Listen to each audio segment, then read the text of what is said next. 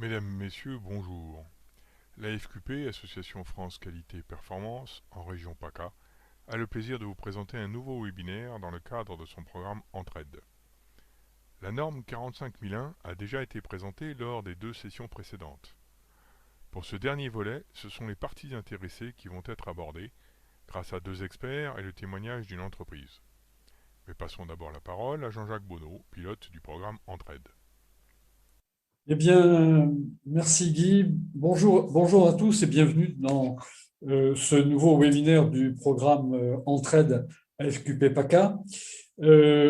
Aujourd'hui, nous avons un- un web sur la 45001. C'est un web de la catégorie qualité pratique et notre propos, c'est essentiellement de voir comment nous pouvons transformer des contraintes en opportunités et comment, d'une manière générale, on peut passer de la conformité à une norme à la performance d'entreprise. Alors, pourquoi la 45001, sur lequel nous avons fait un focus important de trois webinaires. Le présent webinaire est le troisième de la série. Alors, pourquoi la 45001 ? Parce que dans notre contexte aujourd'hui un petit peu particulier de prévention sanitaire, la 45001 traite de la santé et de la sécurité du personnel. D'autre part, la 45001 centre notre intérêt sur une partie prenante qui est devenue stratégique pour nos organisations, c'est-à-dire le personnel. Donc, nous centrons cette attention sur la 45001. Donc, nous avons fait un focus de trois webinaires. Le premier a été centré sur le personnel, le deuxième sur la qualité de vie au travail, et nous arrivons aujourd'hui sur les parties intéressées. Les parties intéressées aujourd'hui ne traiteront exclusivement que de la partie prenante fournisseur et d'une manière générale de tous les achats. Sachant que l'autre partie intéressée importante, le personnel, a déjà été traitée lors des 2 précédents web, consultation et participation du personnel et qualité de vie au travail.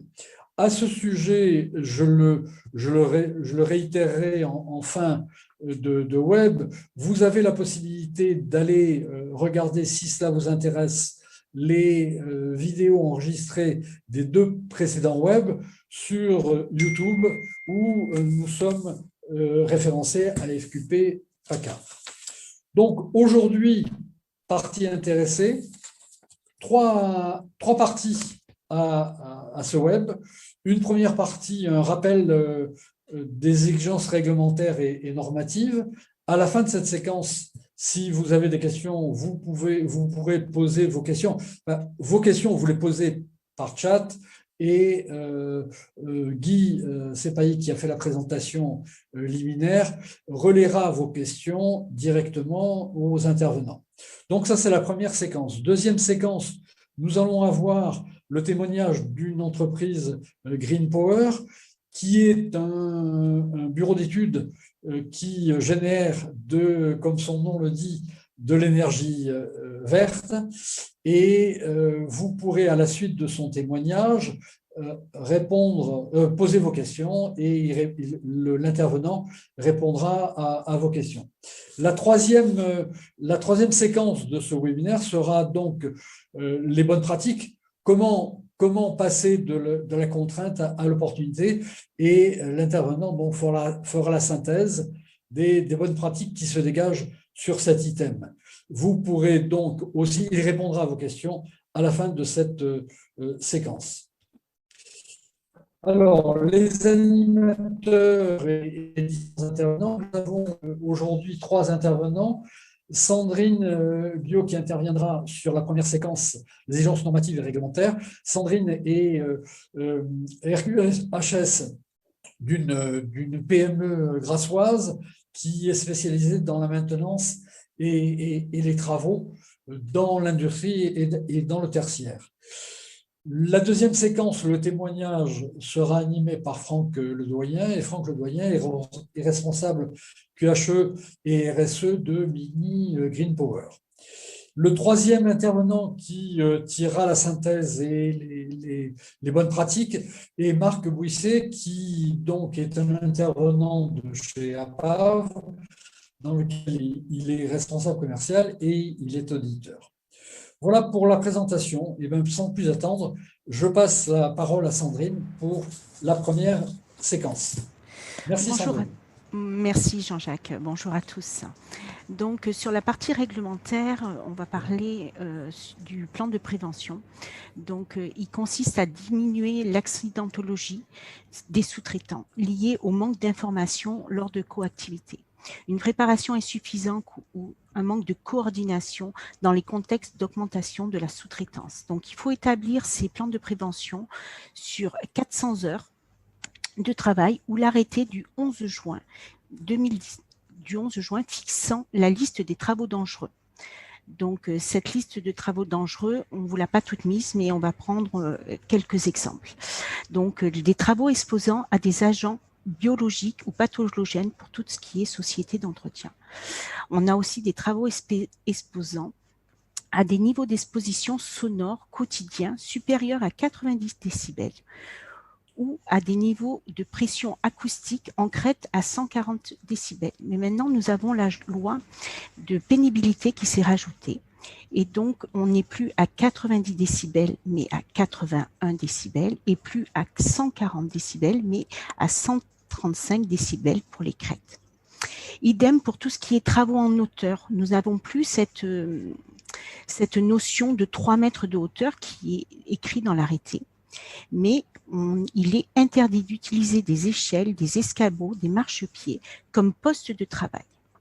Il peut être dérogé en cas d'impossibilité technique à recouvrir un équipement de protection collective ou si on ne peut pas installer de PIR, donc une plateforme individuelle roulante, parce que par manque de place.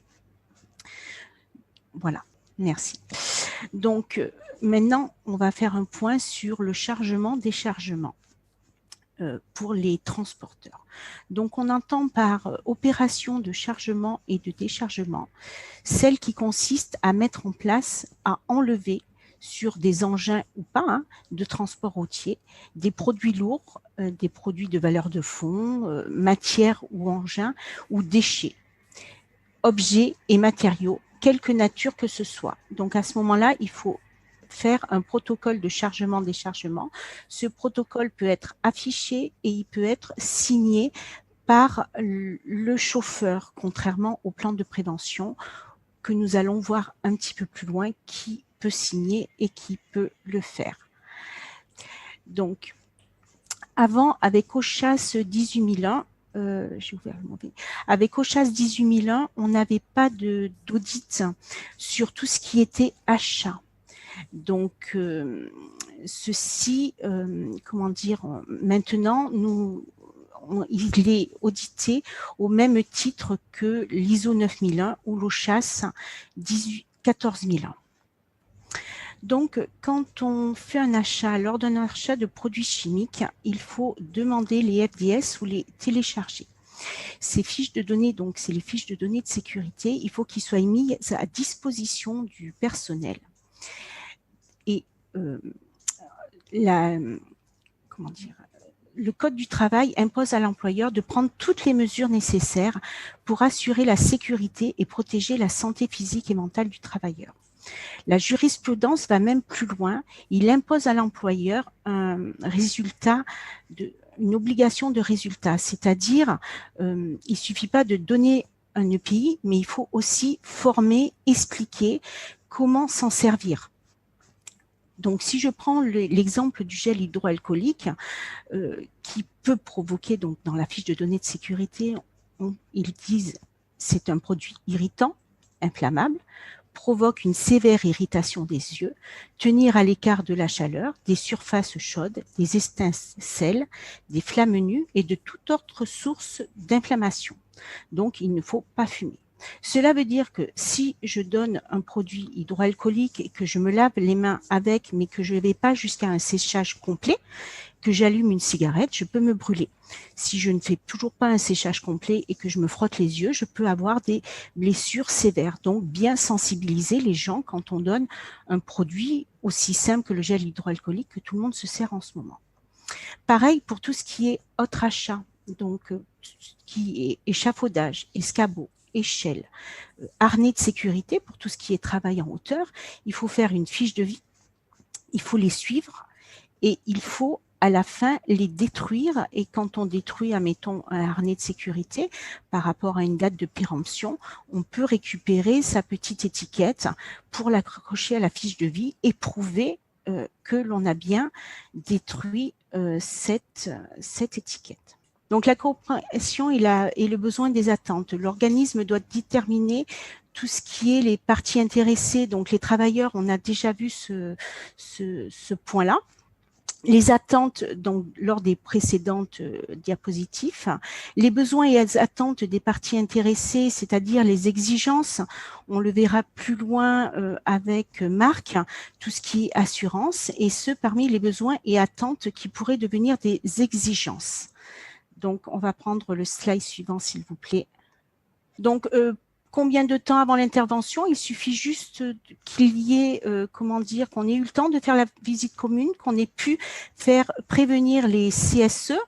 Donc, normalement, c'est 3 jours avant pour prévenir les CSE. Ils ont 3 jours pour se présenter. Et donc, suite à ça, on peut faire notre plan de prévention. Donc, il n'y a pas de minimum de plan de prévention. Le plan de prévention, il faut toujours qu'on l'ait. Avant, on devait l'envoyer à l'inspection du travail. Maintenant, il faut que toutes les sociétés intervenantes aient le plan de prévention signé autant que ce soit l'entreprise utilisatrice ou l'entreprise extérieure. On passe aux questions. Merci. Merci Sandrine. Donc, nous avons déjà 2 questions. La première, donc votre intervention a commencé par les exigences réglementaires. J'ai envie de la tourner à la française. Derrière chaque règlement, il y a des sanctions. Est-ce que vous avez quelques exemples de sanctions au cas de non-respect de ces exigences? Alors, un plan de prévention, je n'ai plus les sommes en tête, mais ça peut être des amendes assez lourdes en cas de manquement. Si le plan de prévention n'est pas réalisé, ça peut aller au pénal, puisque en cas d'accident de travail, on peut aller au pénal. On a comme exemple, lorsque j'ai eu une formation, on m'avait donné comme exemple une société donc qui faisait des travaux en hauteur avec nacelle. Le plan de prévention a été fait, hein, donc la personne monte sur la nacelle, travaille, son responsable en bas, puisqu'il faut être 2 personnes quand on intervient sur une nacelle. L'autre responsable qui était un peu plus loin, l'intervention est finie, ils descendent, aucun souci. Le responsable va dans le bureau faire son rapport. La personne, elle dit « Oh, j'ai oublié un outil » en haut, elle reprend la nacelle, elle monte, son collègue lui dit « Ne monte pas, tu n'as pas mis ton harnais. » « Oh, mais j'ai juste quelque chose à prendre. » Malheureusement, cette personne tombe et se tue. Donc, il y a eu prison avec sursis pour la personne qui était en bas parce que elle n'a pas empêché d'intervenir. Le responsable a eu prison avec sursis pour le responsable et la direction, et il y a eu rappel à la loi pour la personne qui était en bas puisqu'elle a quand même été traumatisée. Donc voilà, on doit en tant que responsable, on doit s'assurer on doit s'assurer de la santé des salariés. C'est le seul moment où la personne refuse de s'attacher, où on peut le licencier pour faute grave et lourde, et à ce moment-là, voilà, ça sera reconnu comme faute grave et lourde. La jurisprudence a fait ça. Merci bien. Alors, une autre question. Le PP, donc plan de prévention, et l'inspection commune doivent s'établir combien de temps avant l'intervention? Oui, c'est ce que je disais tout à l'heure. Donc, on a 3 jours normalement, quand on a des CSE, on a 3 jours avant, il faut qu'on prévienne 3 jours avant, comme quoi nous allons faire un plan de prévention, puisque les CSE peuvent intervenir et faire la visite commune s'ils le souhaitent. Donc, on a déjà ces 3 jours avant, et après, il n'y a pas de délai. Il faut qu'on ait le temps quand même de faire la visite commune avec les sociétés. S'il y a des sous-traitants, donc comme je disais, de niveau 2, faut qu'ils puissent venir. Donc, l'idéal, c'est quand même d'avoir au moins une semaine de délai pour qu'on ait le temps de faire tous les papiers. Et surtout, après, chaque personne qui va intervenir sur le lieu de travail, il faut qu'ils aient pris connaissance du plan de prévention. Donc, il faut que leur nom apparaisse ou sur une feuille d'émargement où on peut le mettre à l'intérieur, comme quoi ils ont bien pris connaissance des plans de prévention et ce qu'ils doivent faire. On peut avoir dans certaines sociétés avoir des produits chimiques, des bases et des acides. Si on n'a pas fait l'analyse des 2 produits, on peut faire des réactions chimiques assez dangereuses. D'où l'intérêt de faire ce mélange. Alors, dernière question vous concernant à ce stade. J'en vois une autre. Pour les plans de prévention supérieurs à 400 heures ou travaux dangereux, doivent être envoyés à l'inspection du travail. Alors, maintenant, on doit les tenir à disposition de l'inspection du travail. Avant, on devait les envoyer systématiquement. Il y en a qui le font toujours, mais ils en ont tellement que si vous avez un accident de travail, ils vont venir chez vous et vous demander le plan de prévention, s'il a bien été s'il a bien été fait, s'il a bien été signé par toutes les parties. Voilà. Et si les salariés en ont bien eu connaissance, et comme je disais toujours, il ne suffit pas de signer, il faut l'expliquer et former. D'accord. Donc, d'où la réponse à la deuxième partie de la question. Doit-on attendre un retour de leur part? En fait, non. Vu Il faut que s'assurer. les documents doivent être gardés de son côté et être disponibles lors de leur visite. Et ce qu'il faut aussi, parce que je vois une autorisation de CACES, quand on fait le plan de prévention, il faut s'assurer que les personnes qui vont intervenir dans notre structure aient les bonnes formations. Donc, on peut demander tout ce qui est CACES, titre d'habilitation électrique, mais attention avec la RGPD. Donc, on peut aussi demander qu'ils nous fassent une liste. Suite à cette liste, on a tous les noms des intervenants chez nous et les formations qu'ils ont. Et à nous, quand ils viennent sur le terrain, on peut faire une audit en leur demandant bonjour, est-ce que vous avez votre autorisation d'habilitation électrique et vérifier avec notre plan de prévention. On peut vérifier aussi s'ils ont le bon matériel qui soit conforme ou pas, qu'ils aient le bon matériel conforme et vérifier s'ils ont bien tous leurs titres, surtout travaux en hauteur, habilitation électrique, tout ce qui est formation obligatoire. Merci. Encore une question. Donc, quel est le temps de conservation de ces documents? Protocole de sécurité, plan de prévention? Alors, à ma connaissance, il n'y en a pas, mais au moins le temps de la validité du document. Donc, ils peuvent être faits au maximum pour 1 an. Avant, on disait, la loi dit que c'est pour 3 ans, du moins pour le temps de la durée du marché, mais maintenant c'est fini puisqu'il faut minimum le revoir 1 fois par an ou à chaque fois qu'il y a eu une nouvelle procédure de travail. Donc, voilà, si le sens de circulation change dans un bâtiment, on ne travaillera plus de la même manière, donc il faut que les personnes soient prévenues. D'accord. Voilà. En cas de non-changement, donc la durée maximum de façon de validité est d'1 an. 1 an. Voilà, ça c'est la jurisprudence qui le dit. Parfait. Nous avons donc fait le tour des questions concernant cette intervention. Merci. Merci. Jean-Jacques, je te laisse le soin de passer la parole au prochain intervenant. Eh bien, merci Sandrine, merci Guy. Nous passons la parole au témoignage de notre entreprise Mini Green Power et je passe la parole à Franck Ledoyen. Franck, bienvenue. Merci, bonjour tout le monde. Franck Ledoyen, donc je suis responsable QHSE RSE de l'entreprise Mini Green Power, donc entreprise située à Hyères dans le Var.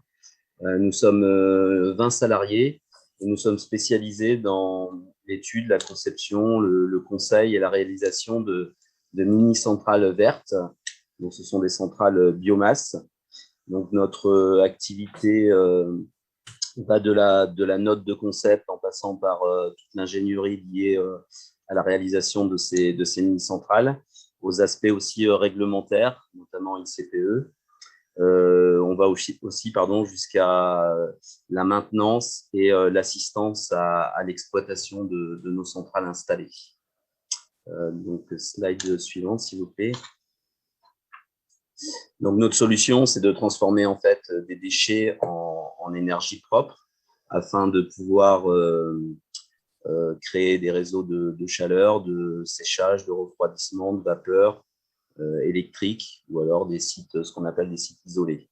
Donc, dans nos chaudières, on peut y mettre des résidus de bois, bois-B, des déchets verts, des résidus agricoles et tout ce qui est CSR, donc combustible solide de récupération, ce qui reste en fait dans les incinérateurs, notamment dans les centrales de destruction. En fait.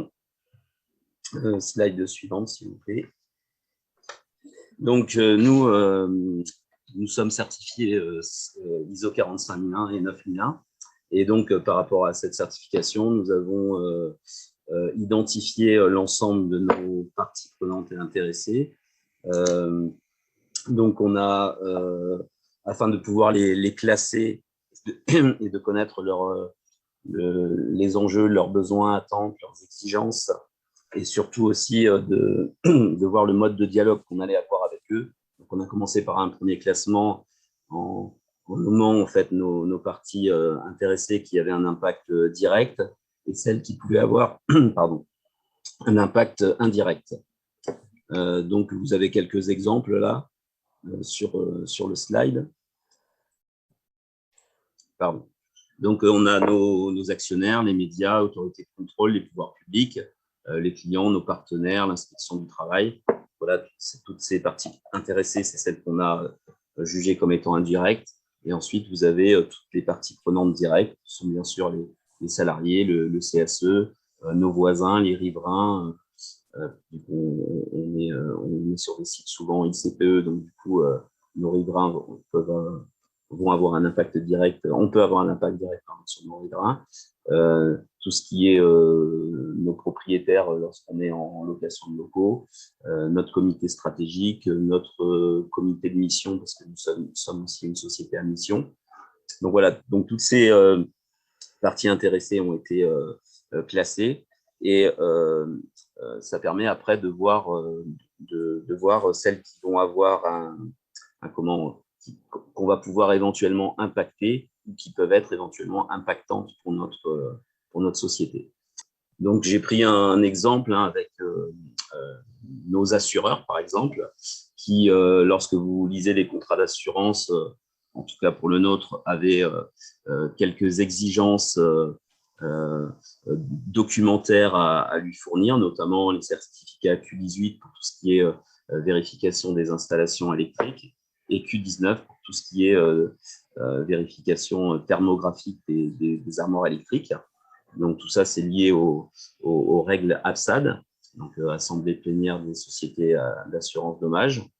Et afin de ne pas louper ces documents et de répondre à ces exigences, en fait, toutes nos parties intéressées donc, sont classées par domaine, avec, comme je vous disais, la notion de est-ce qu'elles peuvent être impactées par nos activités ou est-ce qu'elles peuvent être impactantes pour nos activités. Derrière, on classe aussi, on a un classement stratégique, d'importance stratégique, qui va de 1 à 5. Donc, le 1, c'est très peu d'impact. Le 2, elle peut avoir un impact ponctuel. Le 3, elle peut impacter certains de nos projets. Le 4, elle impactera l'ensemble de nos projets. Et le 5, éventuellement, elle peut avoir un impact important par rapport même à l'existence de l'entreprise. Et ensuite, donc, on commande ces tableaux. Donc, ces tableaux, bien sûr, dans le cadre de l'amélioration continue, sont mis à jour régulièrement. Dès qu'on reçoit, par exemple, le nouveau contrat d'assurance, il va falloir vérifier qu'on répond bien à ces nouvelles attentes ou à ces nouvelles exigences. Alors, tout à l'heure, on parlait des parties intéressées, notamment des salariés. On a aussi, par exemple, la médecine du travail, avec qui on a eu beaucoup d'interaction lors de… on en a toujours d'ailleurs beaucoup par rapport à cette crise sanitaire. Voilà, nous, à titre d'information, nous avons dès le départ consulté notre médecin du travail sur la validité d'un plan de continuité des activités, notamment un plan de reprise. Lorsqu'il y a un an, au mois de mai dernier, nous avons pu reprendre les activités suite à une fermeture de l'entreprise en chômage partiel.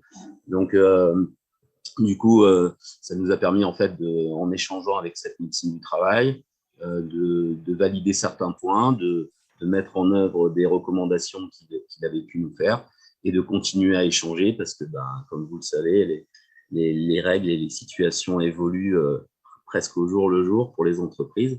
Et donc, du coup, quelque chose d'important et notamment aussi de définir aussi le mode de dialogue qui va être choisi. Bon, pour la médecine du travail, on est quand même relativement proche.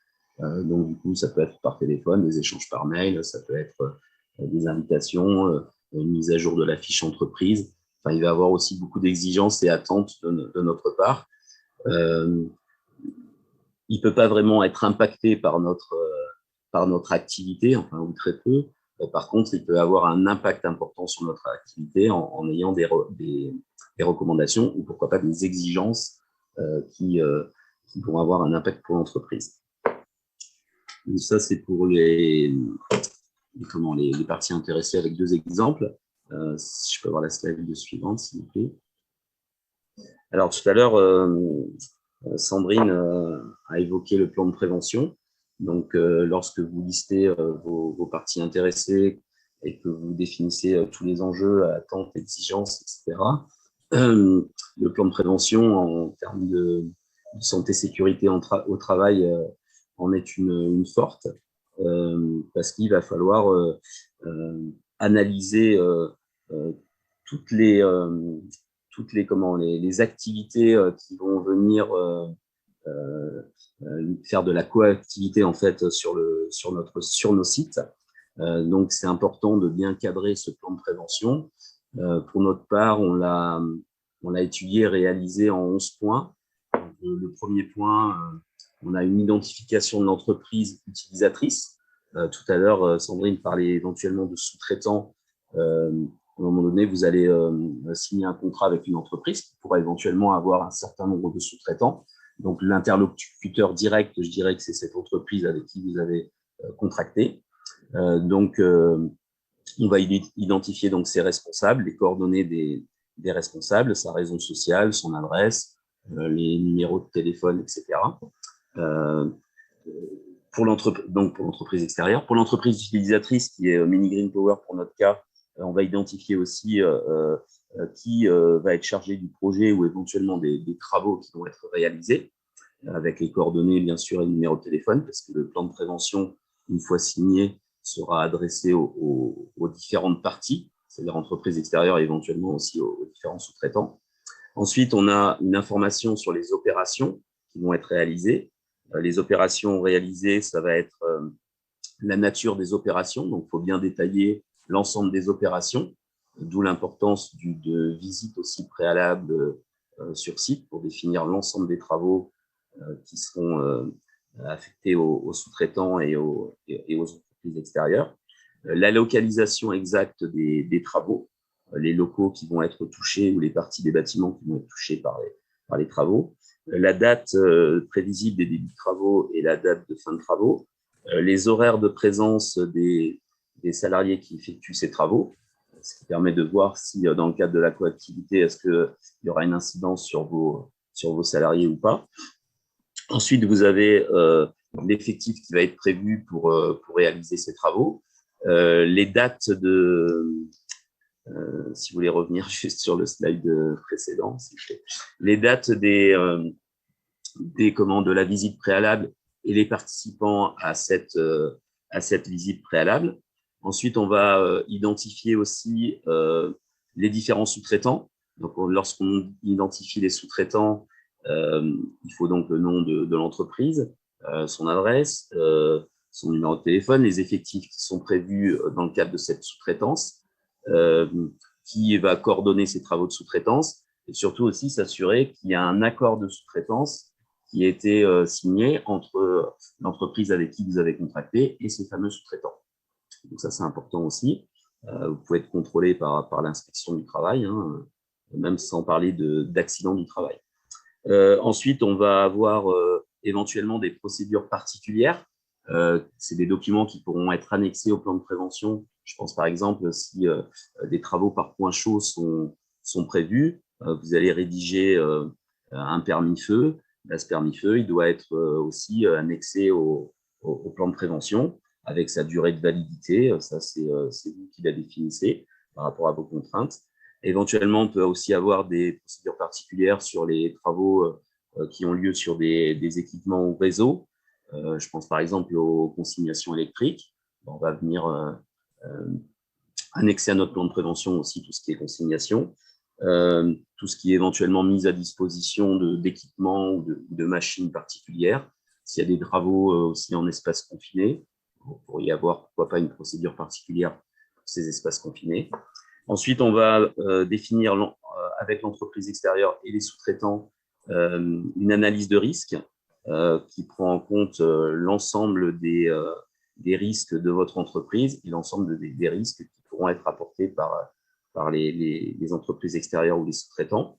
Dans cette analyse de risque, on doit trouver la nature du risque, on doit trouver les mesures de prévention qui sont à mettre en œuvre soit par l'entreprise extérieure, soit par vous-même, entreprise utilisatrice. Pourquoi pas, ces mesures de prévention vont être aussi mises en commun. Et il faut aussi qu'on puisse définir à quel moment, c'est-à-dire pendant quelle phase de travaux, on pourra être exposé à ces risques. Donc, on voit bien que l'importance de ces visites préalables de chantier, elles vous permettent vraiment d'anticiper les besoins, de mettre en œuvre éventuellement des équipements de protection, pourquoi pas collective, éventuellement individuelle. Bien souvent, c'est quand même, on essaye de trouver des protections collectives plus qu'individuelles, on va dire. C'est mieux en matière de prévention. Et ensuite, une fois qu'on a défini toutes ces phases de travaux, toute cette analyse de risque, il va falloir qu'on parle de l'organisation des secours de l'entreprise, c'est-à-dire quelle est la conduite à tenir en cas pourquoi pas de quasi-accident ou d'incident ou d'accident du travail, en leur donnant les règles et les modalités, par exemple, d'alerte interne, c'est-à-dire qu'il faut appeler dans l'entreprise ou qu'il faut prévenir si jamais il se passe quelque chose, en leur donnant aussi les différents numéros d'urgence à composer si jamais il y avait un accident du travail, quelle conduite à tenir aussi en cas d'évacuation lorsqu'ils réalisent leurs travaux, et de dire aussi que votre entreprise a à disposition dans les locaux voisins ou dans les locaux annexes éventuellement des sauveteurs secours du travail. Pourquoi pas pendant la visite préalable, c'est aussi de montrer comment on peut identifier ces SST. Ça peut être certains ont un autocollant sur le casque ou un casque d'une couleur différente, ou éventuellement des macarons qui peuvent être apposés sur des équipements de travail. Donc voilà, ça permet aux entreprises qui visitent de savoir à qui s'adresser si jamais il y avait le moindre incident. Le plan de prévention, il va être aussi tenu à disposition, comme tout à l'heure Sandrine le soulignait, de l'inspection du travail, de la CARSAT, mais aussi de la médecine du travail. Après, nous, je sais que notre médecin nous demande de lui envoyer les plans de prévention. Maintenant, le tout, c'est de au moins l'avoir à disposition. Et bien sûr aussi du CSE. Vous devez aussi, sur ce plan de prévention, indiquer que vous avez mis à disposition des locaux, notamment sanitaires pour les entreprises extérieures.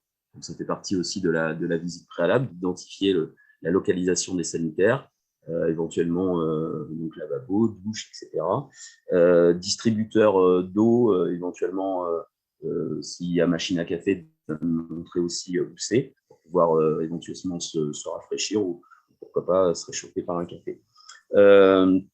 Ensuite, l'entreprise extérieure doit s'engager aussi, ainsi que l'ensemble des sous-traitants, à fournir toutes les pièces justificatives aux différents travaux. Tout à l'heure, Sandrine parlait de travaux en hauteur. d'utilisation de nacelle, etc. Donc, il faut qu'on puisse vérifier les différentes autorisations de conduite, utiliser les travaux. Il en est de même pour le matériel. Le matériel qui sera utilisé doit répondre aux exigences réglementaires. Je pense par exemple à des rallonges électriques, à tous les équipements qui pourraient être amenés sur le site. De rappeler aussi quelques consignes un peu globales, notamment l'interdiction de fumer. Si vous avez un système de vidéosurveillance sur le site, d'informer aussi les entreprises extérieures que potentiellement elles peuvent être filmées et de leur montrer l'identification et l'endroit, la localisation des caméras. Ensuite, on va faire signer l'ensemble des intervenants.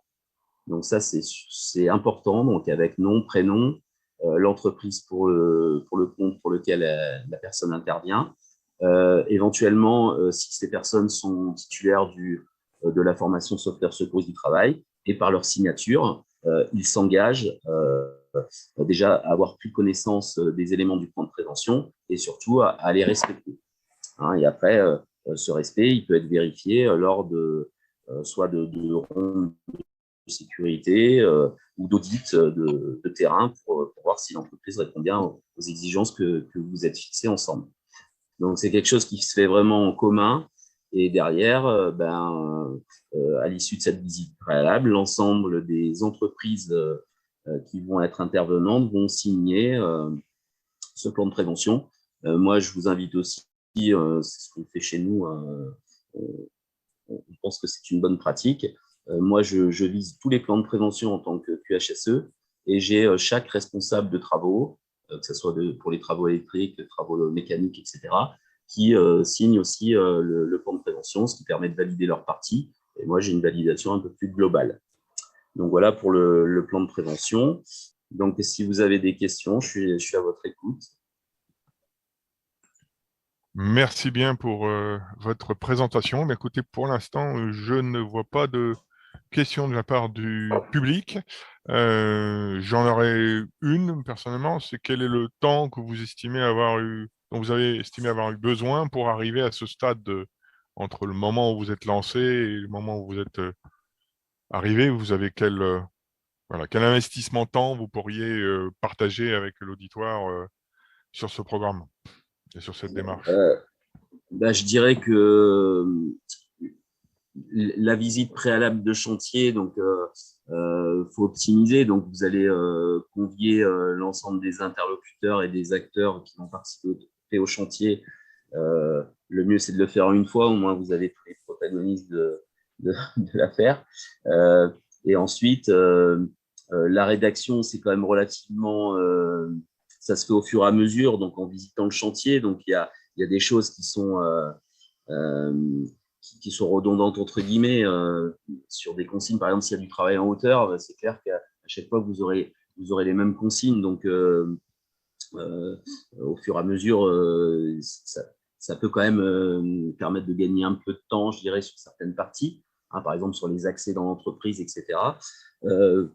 Ensuite, il y a des échanges documentaires. Donc là, il faut aussi, ça fait partie aussi des besoins et des attentes. C'est-à-dire que quand vous fixez les règles avec vos futurs fournisseurs ou futures entreprises, c'est de dire, voilà, nous, ça fait partie des choses importantes, de nous fournir en temps, en heure, les différents documents, notamment habilitation, certificat, autorisation de conduite ou autre. Et quand vous évaluez vos entreprises, ça fait partie aussi des normes. C'est un point qu'il faut prendre en compte en disant, voilà, vous n'avez pas une bonne note parce que à chaque fois, on attend vos documents pendant un certain temps. Donc, c'est vraiment un travail commun, quoi. Alors, une autre question qui me vient, parce qu'on est dans une démarche, à l'image des démarches de qualité, où il s'agit de convaincre tout le monde d'adopter un certain nombre de principes. Est-ce que vous avez eu droit à des réticences et comment vous les avez, je dirais, transformées, si je peux dire, ou converties? Alors, les réticences, c'est plus...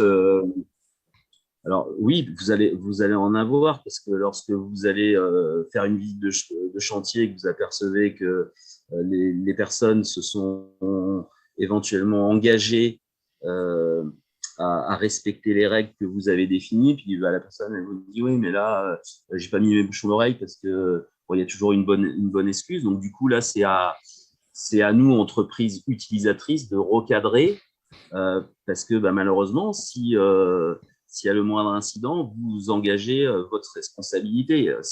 Bien sûr, le dommage sera subi par le malheureux qui n'avait pas mis ses bouchons d'oreille et qui malheureusement subira un dommage. Mais au-delà de ça, les deux entreprises, son directeur ou son patron et l'entreprise utilisatrice peuvent être directement impactés. Donc, c'est important de suivre, c'est-à-dire que ça ne reste pas qu'un document administratif. À un moment donné, il y a toute une partie accompagnement et terrain et beaucoup de pédagogie aussi à faire sur le plan de prévention. Merci. Alors, il y a une question pratico-pratique. Sur le plan de prévention, faites-vous signer uniquement le responsable des personnes intervenantes ou les personnes réalisant les travaux également? Alors, donc, il y a une partie qui est signée par les responsables des entreprises, aussi bien utilisatrices qu'extérieures et sous-traitantes, et ensuite chaque intervenant. Tous les intervenants signent. Alors, les intervenants ne participent pas forcément à la visite préalable, parce qu'on ne peut pas vous envoyer, imaginez que vous avez une quinzaine d'intervenants à l'extérieur, ils ne vont pas venir à 15 sur la visite, mais par contre, le jour où ils sont prévus d'intervenir, je les accueille avec mon responsable électrique, mon responsable mécanique, et on commence par ça. C'est un petit brief de 10 minutes, un quart d'heure, qui rappelle les règles du plan de prévention, et on vérifie si soit ils ont signé en amont, soit ils le signent le jour J, et on vérifie en même temps toutes les habilitations qui vont bien. Merci. Une autre question donc concernant la liste des équipements du sous-traitant. À indiquer dans le plan de prévention, comment maîtrisez-vous les équipements réellement amenés dans vos locaux lors de leur intervention? Alors là, ça se fait que, je dirais, en visite terrain, où il aura beau vous dire que sa rallonge électrique répond à la norme, etc. À un moment donné, si vous ne voyez pas dérouler entièrement, la rallonge électrique sur le terrain en place, vous ne pourrez pas voir qu'elle est peut-être accommodée avec du Chatterton ou avec des dominos. Donc, du coup, ça fait partie aussi, à un moment donné, du suivi en fait, des entreprises. Et là, c'est le rôle de chacun. Chaque salarié a son rôle à jouer parce qu'il doit détecter la moindre situation de risque, soit d'accident ou éventuellement de départ de feu s'il s'agit par exemple d'une rame. Eh bien, merci. Voilà pour les questions concernant cette intervention. Merci, Franck. Mais je repasse la parole à Jean-Jacques pour notre dernier intervenant. Eh ben, merci à Franck et merci à Guy. Il appartient à Marc de traiter la dernière partie de ce webinaire, qui est donc les bonnes pratiques en matière de parties intéressées sur la 45001. Marc, tu as la parole. Oui, bonjour à tous, merci. Alors, donc, les bonnes pratiques que je vais partager avec vous, d'abord, je voudrais vous dire qu'on a été accrédité pour la 45001 il y a 10 jours. On est la première société à pas certification à avoir l'accréditation parmi les organismes certificateurs. Et donc, les bonnes pratiques, elles sont aussi reconnues par le COFRAC. Voilà. Moi, je suis auditeur 45001, j'audite notamment Mini Green Power. Hein. Alors, le slide suivant, s'il vous plaît. Donc, encore. Oui. Voilà. Alors, la première chose dans les bonnes pratiques, on parle des parties intéressées, il faut bien les identifier, un mapping, un genre de mapping. Alors ça, c'est pas spécifique à la 45001, hein, on retrouve ça dans la 9001, dans la 14001. Alors simplement, j'attire votre attention sur le fait que certaines sont très évidentes, les clients. Par exemple, il y a des grands groupes genre SNCF, Total, Arcelor, ils imposent un système de management de la santé et sécurité au travail aux entreprises qui interviennent sur leur site. Donc, c'est une exigence client, c'est évident. Les travailleurs, avec notamment l'expression, la consultation participation, l'inspection du travail, ça, tout le monde le comprend. Il y a d'autres parties intéressées qui sont moins évidentes, par exemple le groupe.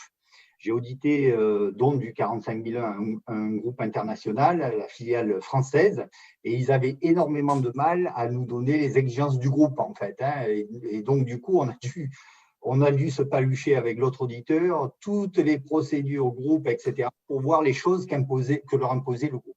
Bon. Il y a les assureurs, alors ça a été bien détaillé par Franck, notamment le Q18, Q19. Alors les assureurs, c'est l'assemblée plénière, l'APSAD, l'assemblée plénière des sociétés d'assurance et de dommages. Ils font des règles qui R plus un numéro, par exemple R18, qui donne lieu à des certificats Q18. Bon, toutes les sociétés font des contrôles de leurs installations électriques, mais encore faut-il qu'il faut demander à son fournisseur d'installation électrique que vous voulez avoir, si votre assureur vous l'impose, un certificat correspondant, un Q18. Et donc, il faut que la société qui fasse le contrôle soit, si vous voulez, agréée, en fait, soit titulaire de la certification APSAD. Donc ça, c'est une subtilité. C'est-à-dire que si ça n'a pas été demandé au départ dans les contrats, intégré dans le contrat, parce qu'il y a l'exigence de la partie intéressée assureur, vous n'aurez pas le certificat qui demande. Et donc, l'assureur, en cas de problème, il peut vous dire, ben voilà, écoutez, dans le contrat prévoit que vous nous fournissiez tel certificat, Q18, Q19, il y en a d'autres, hein, Q4, Q5, Q17, eh bien, donc du coup, vous ne l'avez pas fourni et donc on ne vous rembourse pas en cas de sinistre, voilà. La CARSAT, alors la CARSAT, vous savez, c'est l'assureur en fait. Alors, ils ont des attentes, et notamment les attentes, c'est au travers des taux, hein, les TFTG, qui font les cotisations des entreprises. Bon, les fournisseurs, sociétés de services, on a parlé avec le plan de prévention ou le protocole de chargement-déchargement. Les fournisseurs, alors je vais vous prendre un autre exemple un peu subtil. Vous achetez une machine qui doit avoir son certificat CE. Bon, conformité électromagnétique, conformité machine, etc., etc. Bon, vous l'incorporez dans une ligne et vous faites des asservissements au niveau de différentes machines. Et donc, du coup, la ligne devient une quasi-machine et il vous faut demander un certificat de conformité pour la ligne. Mais si vous voulez, il faut le dire au fournisseur, ça, parce que en fait, il y a peut-être des fois, il y a des cas où il y a des asservissements qui ne sont pas possibles ou qui nécessitent des modifications du fournisseur sur sa machine et donc qui pourraient compromettre la sécurité de la machine. Donc voilà, il faut bien y penser. Ensuite, la bonne pratique aussi, c'est de bien séparer les exigences et les besoins attentes des parties intéressées. Alors, vous l'avez vu, je ne sais pas si vous avez fait remarquer dans les tableaux que vous projetez Mini Green Power, ils l'ont bien fait. Alors, je vais vous prendre deux exemples pour que vous compreniez l'importance de ça. Les salariés. Si on ne différencie pas les besoins, attentes et les exigences, les salariés, on va dire, ben voilà, ils veulent des conditions de travail sûres et saines et des salaires intéressants, par exemple, hein, une contrepartie salariale. Bon.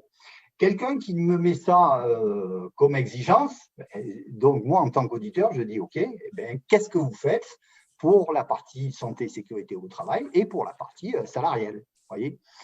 Tandis que si vous dites, bon, ben voilà, les salariés, ils veulent que la santé et sécurité, leurs exigences, c'est que la santé et sécurité soient garanties au travail, qu'on respecte les conditions du contrat, qu'on respecte, par exemple, tout ce qui est les entretiens pour les écouter, et l'entretien professionnel tous les 2 ans qui est obligatoire, et l'entretien individuel annuel d'évaluation qui n'est pas obligatoire, mais sauf si on a des accords de branche ou d'entreprise.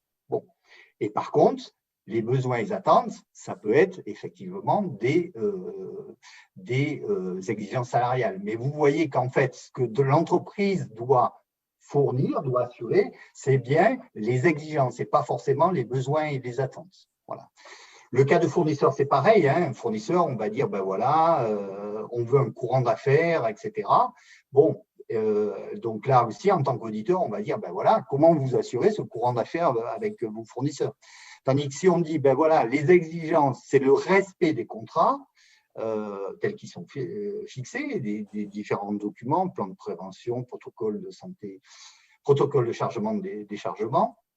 Et par contre, les besoins et les attentes, ça va être d'avoir un volume d'affaires, si vous voulez. Voilà. Donc, ce qu'il faut absolument respecter dans le cadre de ces normes-là, c'est les exigences. Il faut écouter les besoins et les attentes, mais il faut déterminer parmi ces besoins et ces attentes les exigences, et celles-là, il faut les respecter. Voilà.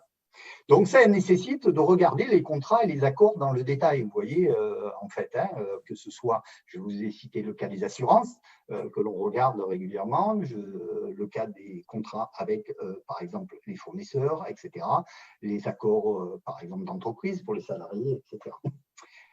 Alors, effectivement, en nos chasses, il n'y avait pas d'exigence sur les achats d'un point de vue santé et sécurité au travail. Et donc, la 45001 a mis, donc on pouvait auditer. Moi, j'ai audité des cas où on ne regardait pas les achats parce qu'il n'y avait pas d'implication directe. Voilà. Donc maintenant, dans la 45001, et c'est heureux parce que ça, on a une harmonisation avec la 9001, 14001, il faut appliquer le processus de sélection et évaluation des sous-traitants et des fournisseurs. Voilà. Donc, ça veut dire qu'il faut ajouter des critères santé, sécurité au travail aux critères autres qu'on peut avoir sur les prix, les délais, la qualité, tous les éléments de documents, par exemple, de rendre les papiers à temps, tout ce qui est environnement, par exemple l'évacuation des déchets en cas de chantier, et contrôler ces produits et services satisfont à ces critères. Voilà. Les critères peuvent porter sur l'organisation, par exemple l'exigence d'avoir un système de management de la santé et sécurité au niveau du fournisseur, d'avoir un document unique, par exemple une société de service qui mentionne bien les risques quand elle intervient chez nous, par exemple le protocole de chargement, les plans de prévention également, hein. Voilà, ou ça peut concerner les produits, par exemple le marquage CE des machines ou les FDS pour les produits chimiques. Voilà, comme on a vu avec Sandrine. Alors, la bonne pratique, c'est de faire participer les travailleurs clés aux utilisateurs, les travailleurs clés utilisateurs au choix. Par exemple, le cas des EPI, si vous voulez, moi j'ai eu énormément de cas où les gens se disaient mais moi je ne peux pas porter les chaussures de sécurité ou les bouchons parce que regardez, j'ai un certificat médical qui dit que pour moi c'est dangereux, etc. Vous voyez. Donc en fait pour éviter ça, et c'est des discussions infernales, hein, j'ai vu jusqu'à l'aviation civile que j'ai audité. Et donc, ce sont des pilotes, d'anciens pilotes de l'armée, si vous voulez, un pilote d'avion de chasse qui conduisent donc les avions de l'aviation civile, donc pour la protection incendie. Dès qu'on leur impose un truc, ils se mettent en grève. Donc, c'est très simple. Donc, les EPI, ils n'en veulent pas, etc. Ils ont eu tellement de contraintes dans l'armée qu'ils refusent toute autorité. Donc, du coup, en fait, voilà, c'était infernal, quoi. Donc, la bonne pratique, c'est de dire, bon, ben voilà, écoutez, les travailleurs, on choisit des travailleurs qui vont tester les EPI, les gants, les chaussures de sécurité, etc., voire des gens qui ont des contraintes médicales particulières, qui vont les tester, voilà, pour éviter qu'ils s'opposent ensuite, hein. Ou alors, les grandes entreprises ont aussi des cas où, en fait, ils référencent plusieurs modèles. Voilà. Ce qui évite ces réticences. Il existe le cas pour les tests de matériel, par exemple, le matériel roulant de nettoyage, etc. Ça se fait aussi, hein. Donc, ça, c'est une bonne pratique. Et je rappelle la phrase, en fait, hein, quand je faisais du conseil, on disait « on m'implique, je m'applique, on m'impose, je m'oppose ». Donc, c'est tout à fait ce que j'ai rencontré à l'aviation civile. Donc, au niveau des sous-traitants, bon, on a des plans de prévention et des protocoles de sécurité. Il est important d'y associer le client final si on est sous-traitant de rang 2, voilà, hein, voilà, ou le donneur d'ordre. Donc, ça, c'est important. Donc, ça a bien été évoqué par Sandrine et puis par Franck. Au niveau de l'externalisation, alors le souci que l'on a dans l'externalisation, c'est que vous avez l'obligation de maîtriser les activités des personnes qui interviennent sur votre site, même si elles ne font pas partie de votre personnel. Donc, ça se fait comment? Ça se fait par l'audit éventuellement de sous-traitants, fournir de l'assistance, de la formation, information. Hein, Franck, vous expliquez ce qu'il faisait au niveau du plan de prévention pour chaque salarié du sous-traitant, le suivi des plans de prévention, et on peut également suivre des indicateurs de TG, TF1 à TF5. Donc TF1, c'est les accidents avec arrêt. TF5, c'est les accidents, les presque accidents, si vous voulez. Hein. Voilà, on peut avoir des indicateurs de plus en plus fins. Et je finis là-dessus. Il vous faut être vigilant dans le cas justement de ces sociétés sous-traitantes au cas de co-emploi ou de subordination juridique. C'est-à-dire que vous devez assurer en tant qu'entreprise qui accueille les sous-traitants la santé et sécurité de ces sous-traitants. Vous devez recadrer les mauvaises pratiques. Ça fait partie de votre responsabilité, y compris pénale. Mais par contre, il ne faut pas se substituer, si vous voulez, à l'employeur. Hein. Voilà. Donc, dans le cas, par exemple, où on recadre directement les gens, l'inspection du travail pourrait dire que vous êtes co-employeur puisque vous vous adressez directement aux salariés. En fait, la bonne pratique, c'est de le dire au manager de l'intervenant de l'entreprise externe et c'est à lui de prendre ensuite les dispositions. Voilà. Donc, faites attention à ce point-là. Voilà, j'ai fini sur ce point. Eh bien, merci Marc. Eh bien, Jean-Jacques va être content, il n'y a pas de questions, donc il peut conclure presque dans les temps. Ok. Eh bien, merci Marc de ce dernier propos.